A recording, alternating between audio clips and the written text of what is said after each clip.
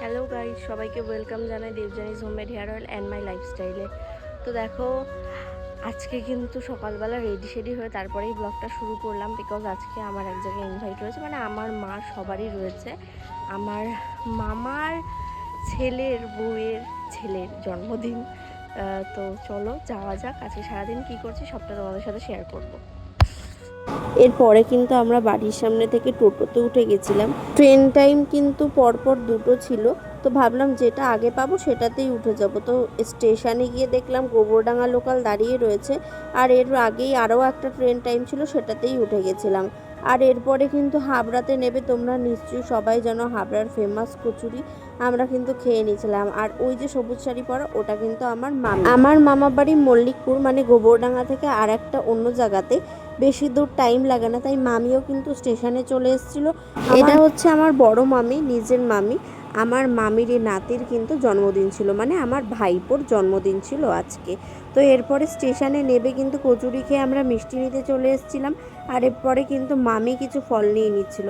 আর ওই যে দেখতে পাচ্ছ লাল জামরুল আমার ভাই কিনেছিল। এত মিষ্টি খেতে, সত্যি আমি কিন্তু এই ফার্স্ট টাইম টেস্ট করলাম। তোমরা কারা কারা এই লাল জামরুল টেস্ট করেছো অবশ্যই কিন্তু জানিও। আর এই যে এদিকে দেখতেই পাচ্ছ, এখান থেকে কিন্তু আমরা ভ্যানে উঠে গেছিলাম। ভ্যানে করেই পুরো আমাদের বৌদির বাড়ির সামনে নামিয়ে দেয়। আর এই যে দেখতে পাচ্ছ, এটা কিন্তু ঈশান, মানে আমার ভাইপো। এটা আমার ভাইপোরই জন্মদিন ছিল। এরপরে এসে কিন্তু সবার সাথে দেখা করে নিয়ে আমরা বৌদির ঘরের দিকে চলে যাচ্ছিলাম।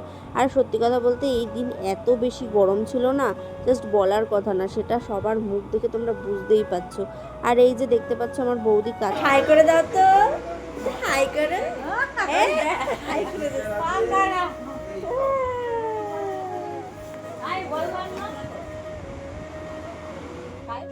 কই কই আর ছদ্দি কোনটা? ছদ্দি কোনটা দেখাও শোনা। ওই দেখো দেখো, চেনে সবাই রে। আর এইদিকে তোমরা দেখো, আসতে না আসতেই শুনি কালকে রাতে নাকি আমার দাদা আর বৌদির সাথে মারাত্মক লেভেলের ঝামেলা হয়েছে। আর সত্যি কথা বলতে আমার দাদা না ভীষণ পিতপিতে, মানে ওর কোনো কিছু দেখে ভালো না লাগলে ও সেটাকে ফেলে দেবে। আর এইদিকে দেখো, আমাদের বৌদির বাড়িতে কিন্তু গরুর গোয়াল আছে। কাদের কাদের বাড়িতে গরুর গোয়াল আছে অবশ্যই কিন্তু জানি না। আমি কিন্তু অনেক বছর পরে এই গোয়াল দেখলাম। আমাদের বাড়িতেও ছিল, কিন্তু এখন আর নেই। আর এদিকে দেখতেই পেলে আমার দাদা কতগুলো আখরোট ছিল সব টান মেরে ফেলে দিয়েছে। আর সেই নিয়েই কিন্তু আমার দাদা বৌদির মধ্যে সেই লেভেলের ঝামেলা লেগে গেছিলো। তাই আমার বৌদি বলছে যে দেখেছিস তোর দাদা কীরকম সব জিনিস ফেলে দেয়। যাই হোক, এরপর দুপুরবেলা কিন্তু আমরা এসে খাওয়া দাওয়া করতে বসে গেছিলাম। সকালবেলা আমরা বাড়ির থেকে টিফিন করে এসেছিলাম, আর তারপরে তো তোমরা দেখেইছো যে আমরা হাবড়াতে নেবে কচুরিও খেয়েছিলাম। আর এইদিকে দেখো বেলুন সব রেডি করা হচ্ছিল, সব এইগুলো দিয়ে সাজানো হবে সেই কারণে। আর এরপর বিকেলে খাওয়া দাওয়া করে ওঠার পরে আমার বৌদি বলল যে চল বোন একটু বাড়ির পাশে আইব্রো করতে যাব। তো সেই কারণে কিন্তু আমরা সবাই মিলে একটুখানি বৌদির সাথে যাচ্ছিলাম। সত্যি কথা বলতে আমাদের ঘোরার কিছু একটু জায়গা চাই। তো যাকে অত কথা না বাড়িয়ে কিন্তু আমি, আমার বৌদি আর আমার বৌদির মামি শাশুড়ির মেয়ে আমরা সবাই মিলে চলে যাচ্ছিলাম। আর এটা আমাদের বৌদির বাড়ির পেছনের দিকটা। সত্যি কথা বলতে জায়গাটা বেশ সুন্দর। আমি কিন্তু এত বছর ধরে আসি, আমি পিছন কিন্তু সেরকমভাবে দেখিনি। কথা বলতে বলতে এটা একটু বলি, যাদের যাদের আমার ভিডিও ভালো লাগে না তারা কিন্তু চাইলেই আমার ভিডিওটাকে স্কিপ করে যেতে পারো। কিছু বলবে? না না না না, ভয় লাগে, একটু ধরো না। কিচ্ছু না। যাও বাবু, যাও বাবা। কি মা, একটা না আরো আছে, দরজাতে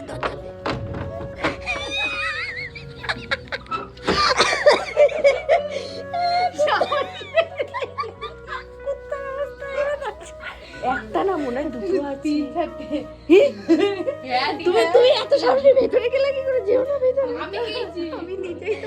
আমরা সন্ধ্যাবেলা মাংস খাওয়ার আগে ওরাই আমাদের দিয়ে ডিনার করে নেবে।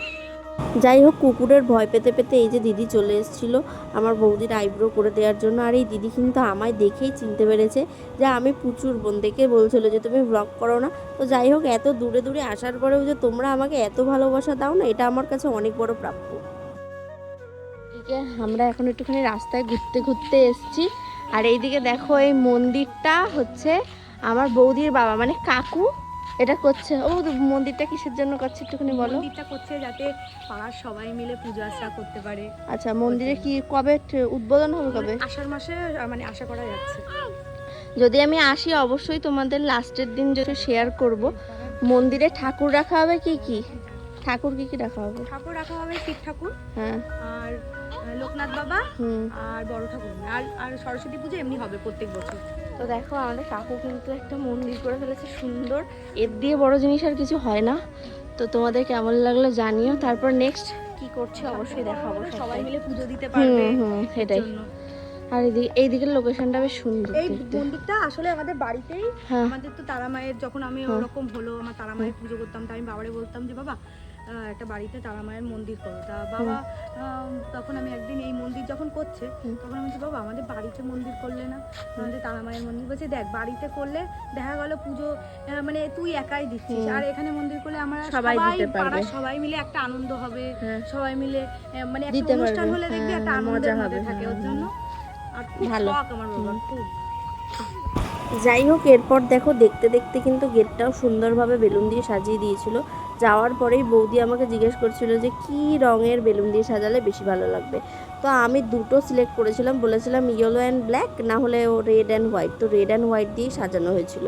আর এরপরে দেখো আমার কিন্তু এইদিকে সোনামা চলে এসেছিল।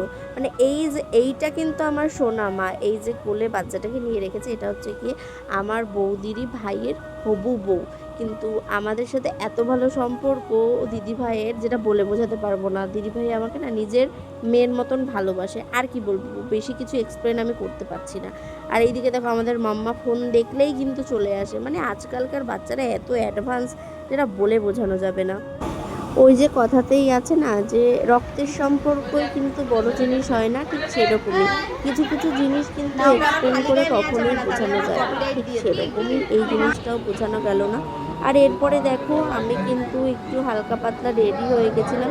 সত্যি কথা বলতে ভালো লাগছিল না গরমের মধ্যে রেডি হতে। আর এই যে দেখতে পাচ্ছ এই ড্রেসটা কিন্তু আমি আমার নিজের বার্থডের দিনই ফার্স্ট পরেছি, নেক্সট আমার ভাইপোর বার্থডেতে আমি পরলাম। আর এরপর আমার রেডি হওয়া, আমার বৌদিয়ে বললো ননদিনী আমাকে কিন্তু সাজিয়ে দিতে হবে।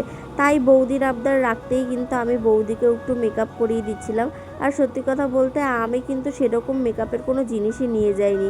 জাস্ট যেটুকু আমি করে গেছিলাম ওটুকুর উপরেই জাস্ট একটু আমি ফাউন্ডেশন আর দিইনি, একটু ফেস পাউডার দিয়ে দিই। আর ব্লাশ দিতে আমি আগাগোড়াই পছন্দ করি, সেই কারণে বৌদির কাছ থেকে কিছু একটু ব্লাশ নিয়ে একটু লাগিয়ে নিয়েছিলাম। আর সত্যি বলতে এই জামাটা পরে আমি পরেছিলাম ভীষণ জ্বালায়, কারণ জামাটা এমনই একটু হিল না পরলে হয় না, আর আমি সেরকম একটা হিল পরিনি।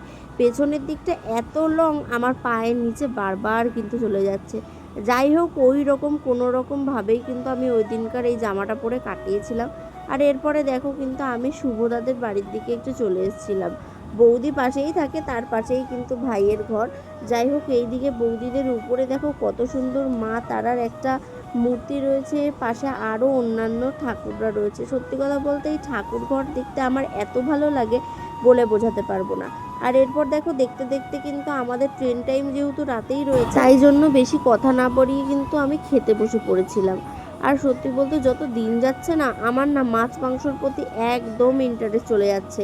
আগে যদিও বা আমি মাংস খেতাম, এখন আমার মাংস খেতে ভালো লাগে না, এখন আমার ফ্রাইড রাইস খেতে ভালো লাগে না, অনলি আমার ভাত খেতে পছন্দ হয়। কেন জানি না, কার কার সাথে এরম হয় সেটাও আমি জানি না। আর এইদিকে দেখো ওই জামাটা এতটাই লং ছিল যেটা পরে আসার মতন ছিল না, তাই কিন্তু আবার আমি ড্রেসটাকে চেঞ্জ আসার সময় যেরকম আমি শর্ট কুর্তি আর জিন্সটা পরেছিলাম ওটাই কিন্তু পরে নিয়ে আমরা স্টেশনের দিকে চলে যাচ্ছিলাম।